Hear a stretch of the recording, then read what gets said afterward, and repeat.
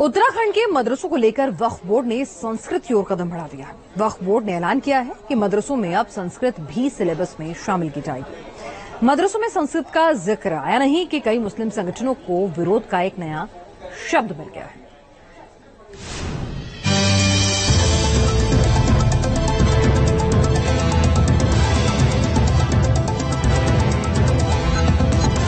मदरसों में संस्कृत। जी हां, देवभूमि उत्तराखंड के मदरसों में संस्कृत भाषा के दस्तक ने देश में नई हलचल मचा दी है। सरगर्मी बढ़ गई है कि अब तक अरबी और उर्दू में दीनी तालीम लेने वाले मुस्लिम छात्र अब संस्कृत भाषा में भी पढ़ेंगे। उत्तराखंड में 117 मदरसों में सबसे बड़े बदलाव का फैसला वक्फ बोर्ड की ओर से आया। बोर्ड के अध्यक्ष का दावा है कि पुरानी व्यवस्थाओं के बजाय एनसीईआरटी सिलेबस लागू करेंगे और संस्कृत भाषा को सिलेबस में शामिल किया जाएगा। एनसीईआरटी सिलेबस में संस्कृत है तो संस्कृत एक भाषा है, हम अरबिक भी पढ़ाएंगे और संस्कृत भी पढ़ाएंगे। और संस्कृत एक लैंग्वेज है, उस लैंग्वेज को पढ़ने में क्या दिक्कत है? अब तो बड़ी खुशी की बात है, अभी एक बहन ने संस्कृत के अंदर कुरान लिखा है। तो मेरे बच्चे अगर उन मॉडर्न मदरसों के अंदर संस्कृत भी पढ़ाए जाएंगे तो क्या बुराई है, संस्कृत भी पढ़ाएंगे।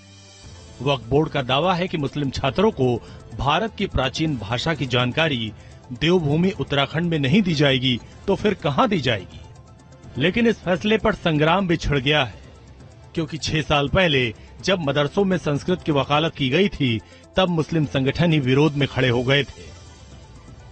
2017 में मदरसा वेलफेयर बोर्ड ने उत्तराखंड के सीएम को चिट्ठी लिखी थी। मदरसों में संस्कृत सिलेबस और टीचर की नियुक्ति की मांग की गई थी। तब उत्तराखंड मदरसा एजुकेशन बोर्ड ने आपत्ति जताई थी। अभी उत्तराखंड के मदरसों में मैथ, साइंस, आयुष और सोशल साइंस को ऑप्शनल सब्जेक्ट के तौर पर पढ़ाया जाता है। इसमें संस्कृत भी शामिल करने की योजना है। और अगर वक्फ बोर्ड का फैसला अमल में आ गया तो उत्तराखंड के मदरसे दूसरे राज्यों से बिल्कुल अलग नजर आएंगे, क्योंकि यहाँ स्कूलों की तरह ड्रेस कोड लागू किया जाएगा। साथ ही साथ आपको संस्कृत भाषा में मुस्लिम छात्रों की क्लासेस नजर आएगी। वक्फ बोर्ड के इस कदम के खिलाफ मुसलमानों के हैसियतदार संगठन उतर आए। आप किसी एक भाषा को थोप कर कोई विशेष संदेश देना चाहते हैं और दूसरी भाषाओं के साथ आप एक सौतेला व्यवहार करते हैं, तो ये मुझे लगता है कि भारत की जो मूल भावना है और संविधान की जो मूल भावना है उसके खिलाफ है। हो जाता है कि यहाँ पे इस्लामी तालीम और कल्चर और तहजीब सिखाई जाती है।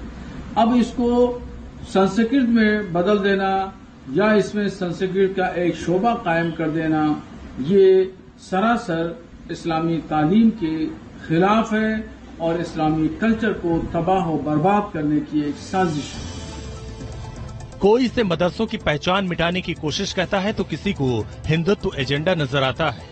लेकिन मदरसों में संस्कृत पढ़ाने का मामला पहला नहीं है, बल्कि कई मदरसों में ऐसी व्यवस्था पहले से ही लागू है, खासकर यूपी में।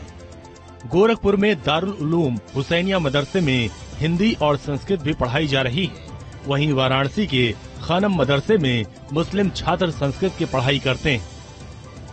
यूपी में योगी सरकार ने मदरसों का सबसे बड़ा सर्वे इसलिए भी कराया ताकि मदरसों के रजिस्ट्रेशन के साथ साथ पढ़ाई को मेन स्ट्रीम एजुकेशन से जोड़ा जाए। हो सकता है कि आने वाले दिन में यूपी के मदरसों में संस्कृत भाषा सभी मदरसों में ऑप्शनल सब्जेक्ट के तौर पर शामिल हो जाए, जिस सब्जेक्ट को लेकर उत्तराखंड के मदरसों पर संग्राम छिड़ा हुआ। Team news nation.